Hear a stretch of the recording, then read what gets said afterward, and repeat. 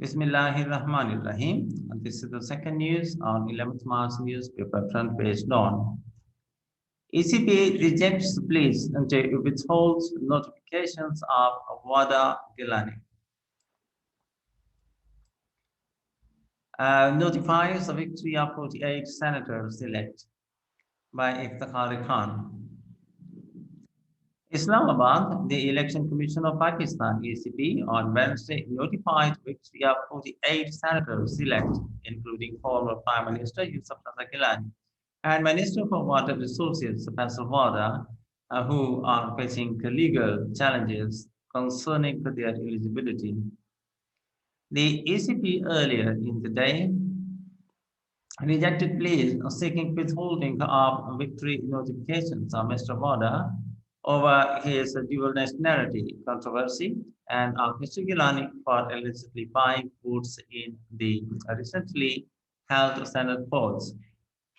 As Mr. Wada finally appeared in person before the ECP bench headed by its member from Punjab, Altaf Ibrahim Qureshi, along with his counsel, the senator-elect, was told to appear again and to submit his answers to the commission at the next hearing. During the course of Wednesday's hearing, the PTI senator-elect claimed that he was unable to appear last time because his mother was unwell. When his lawyer asked for more time to prepare for the case, petitioner Jahangir Khan Jadoon contended that Mr. Wada could answer the question before the bench as he himself was present. Faisal Wada lied about his dual nationality, and the petitioner reiterated.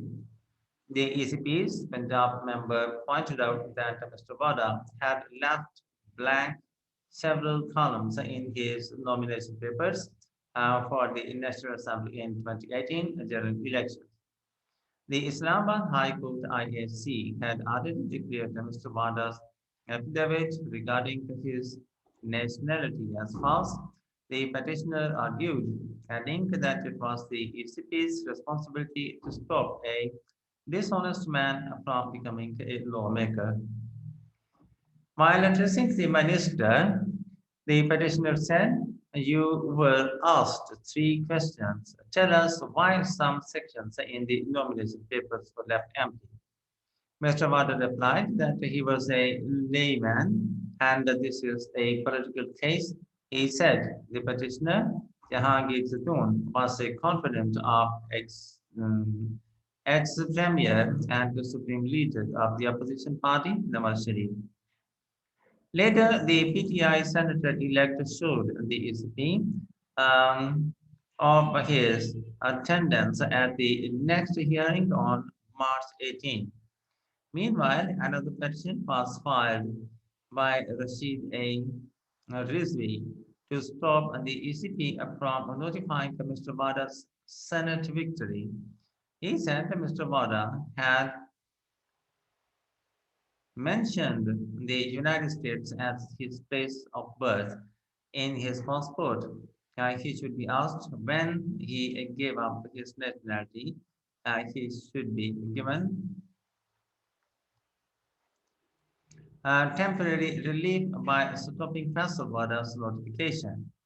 However, the ECP member said the petition would be heard along with other petitions on the same matter.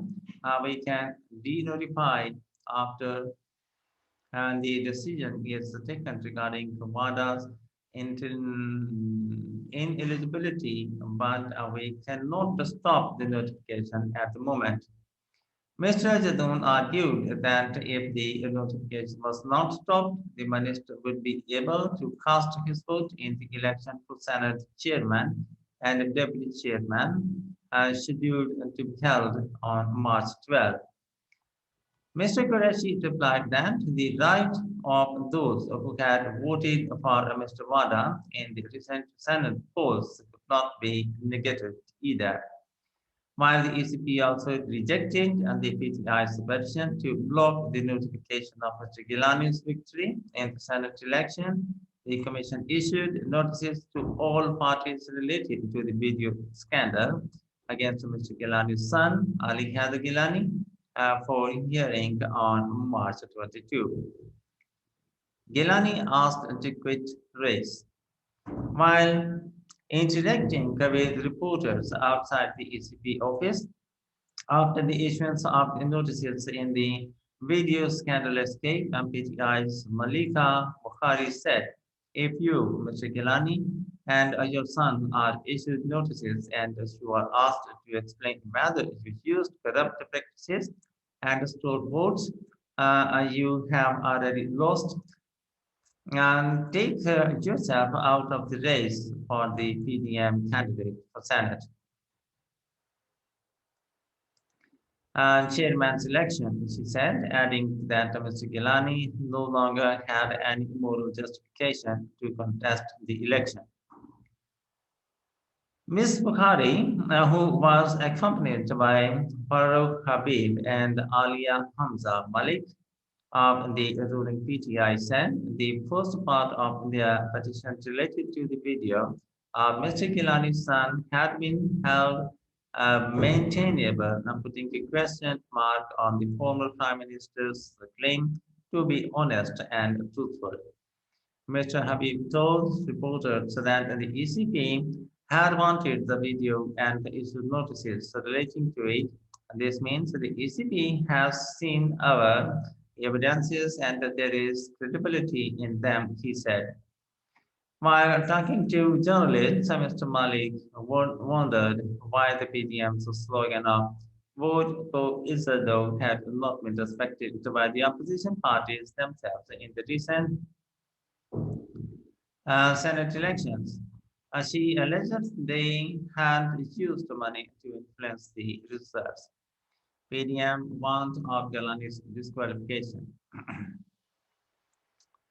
He said PM Khan and the PTI members would fight till the last ball and would test once the ECP would disqualify the vote thief of the opposition party. I urge the PTM to think about it, and their Senate chairman candidate can be disqualified at any time, she warned.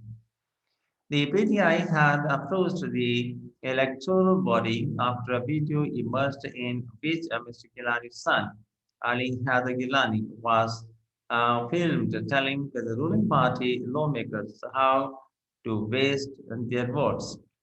Mr. Haider admits that he met PTI lawmakers and explained to them what to do to waste the votes in case a barcode on a ballot papers prevented them from voting in line with their conscience.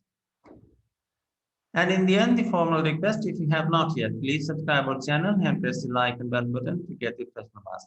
Thank you for watching. Have a nice time. Goodbye.